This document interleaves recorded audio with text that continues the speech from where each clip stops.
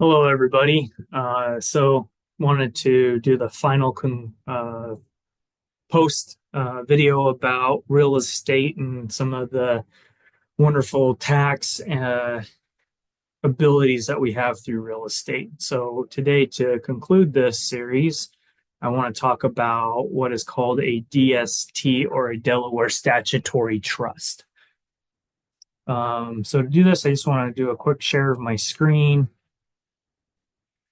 So this is just I Googled DST Exchange, Delaware Statutory Trust. It comes up with a whole bunch of different websites that you can go to get more information about them and the investment opportunities. So let's just click on this one. And again, I don't have a specific account with anybody. I'm not recommending anyone over anyone else, but these are different options for you to look at. So a 1031 is like what we talked about last week, the like kind exchange. And so then, they're showing some of these different commercial properties that you can get in on, different places this has been seen at. So this is a legitimate investment strategy that we can use. Again, it's called a DST, or a Delaware Statutory Trust, but what is it? So a Delaware Statutory Trust is basically what we would call tenancy in common. So let's say you go out and you buy a rental property or investment property with a friend or a family member. You have a couple options. So you can buy it underneath an LLC and treat it as a partnership. A partnership requires a whole nother level of a tax return. It issues you K-1s, and basically the partnership makes all the determinations on how the property is taxed. Now, when it's a partnership between you and a friend or a relative, you're the one running it, right? So you get to, even though you're the one making all the decisions, really it's at the partnership level, not at your individual level.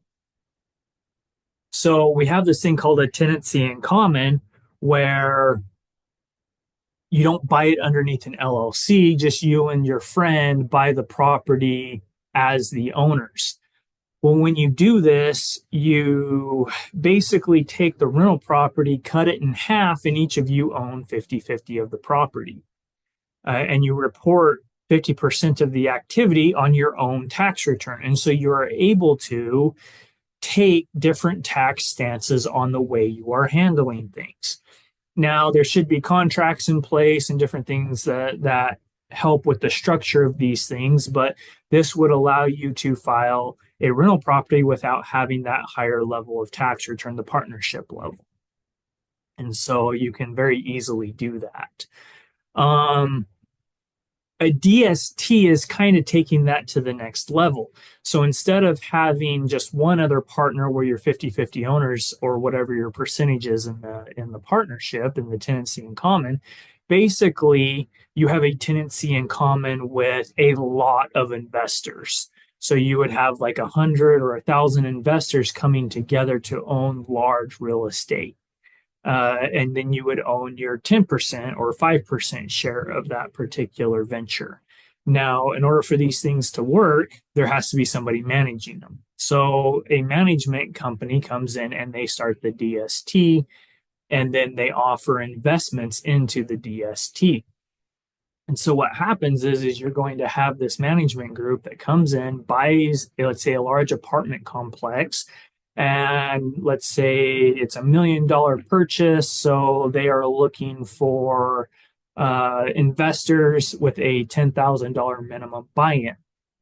So they're looking for 100 investors, if I'm doing my math right in my head real fast. And so you would owe, 1/10 or 1/100th of this apartment complex. But because it is a trust, it is handled like a tenancy in common instead of a partnership. So the management company does not file a partnership tax return that issues you a K-1. Instead, they issue you a report of your 10% share of the activity of this apartment complex.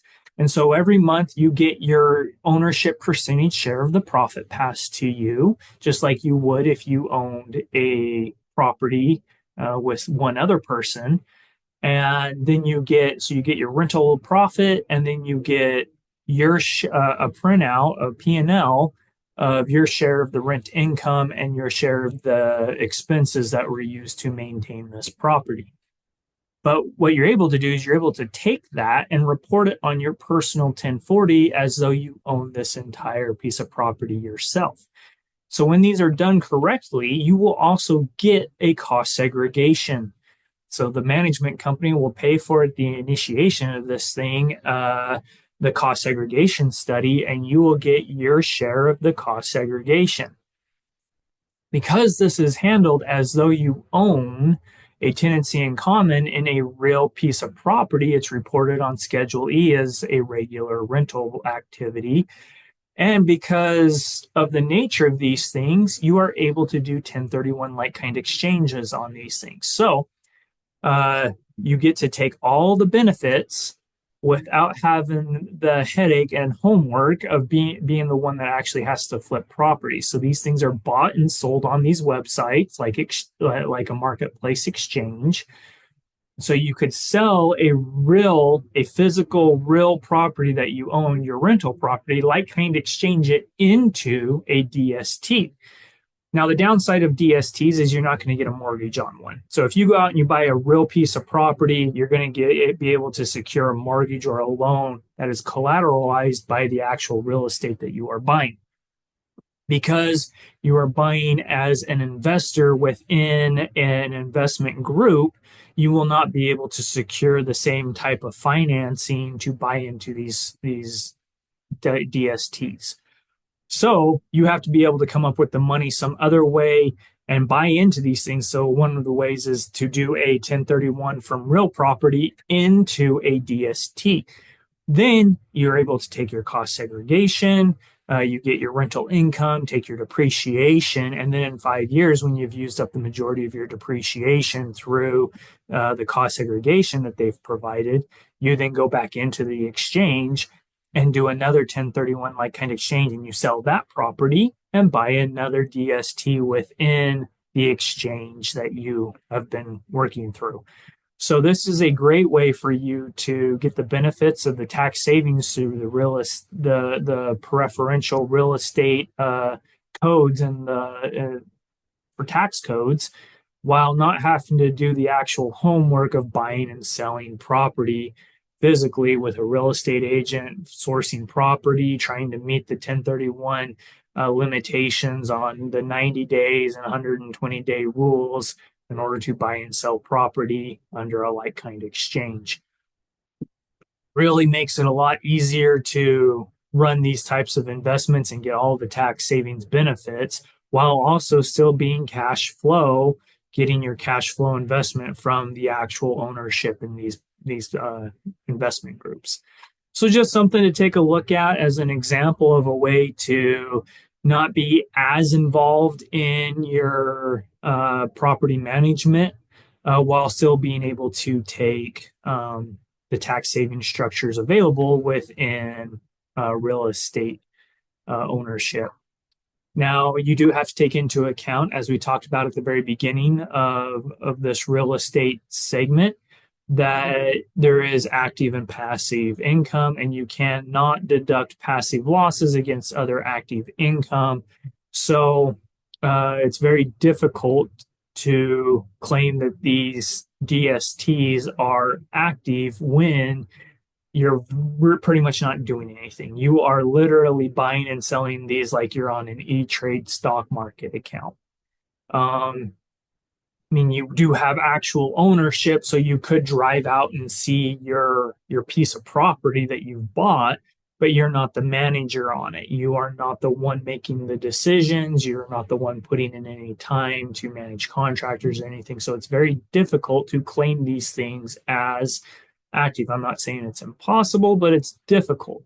The nice thing about passive losses, though, is that every time you flip it, when you sell a passive loss, it releases all of those passive losses that have built up over 5 years. So if you start getting into these things, you buy one every year for 5 years, and then you start flipping them every 5 years. And so every 5 years going forward, you would still release large amounts of passive losses to deduct against your active income. So that's a way you can still invest into these things and as a passive investor and still be able to get your passive losses released as you go forward in the future. All right, so hopefully this is helpful. DSTs are a wonderful way to save on taxes. I hope you take the time to look into them as a potential way to start investing in and diversify your portfolio while being able to take advantage of the real estate tax savings codes that are out there. Everybody have a wonderful weekend and a great next week. Talk to you later.